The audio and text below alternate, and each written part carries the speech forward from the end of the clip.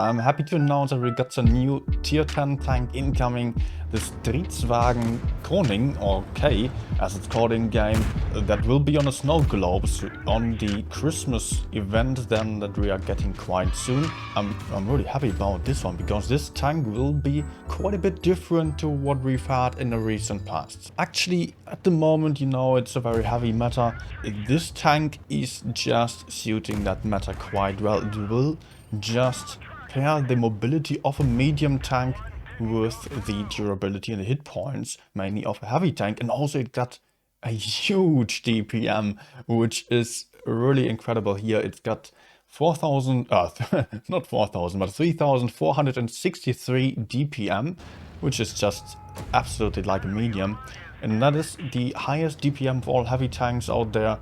And that will be pretty much insane to have that DPM. So definitely, you will want this tank, but it will be super hard to get unless if you get like 10 snow globes. So that might be quite a lot there. Talking about the tank here, it is a very fast DPM tank, but it doesn't have any armor.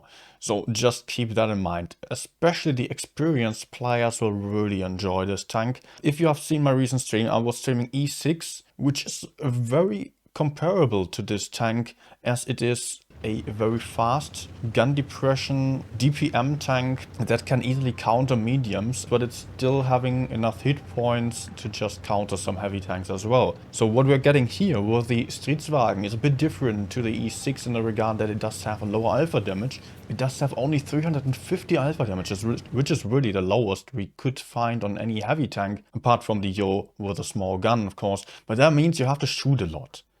But the DPM definitely allows for that. You've got only 6.1 seconds of reload time, which just decreases to 4.88 if you're going for the adrenaline. So that is quite crazy. That is even lower than Russian mediums need to reload their shells. So that will just absolutely obliterate any heavy tank or any enemy in front of you. Also, I've got the special speed boost, which is not quite as OP anymore as it has been in the past, but it's still a very, very strong speed boost. A very nice thing to have, which just makes this tank be the fastest heavy in the game at the moment. And it will easily allow this tank to chase around the mediums all around the map. And you will just be able to push out everything.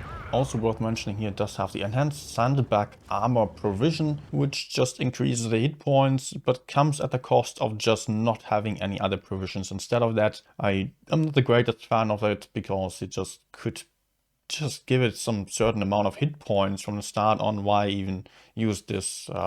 It doesn't really make too much sense.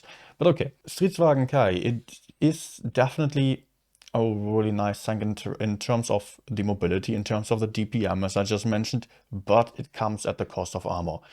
It really comes at the cost of armor. Anyone will be able to penetrate your turret frontally with AP or even hash if it is OFV 183, which already happened to me as I tested the tank a little bit, and it can be quite disappointing there to just get smacked into the face with a big HE shell by an FV183.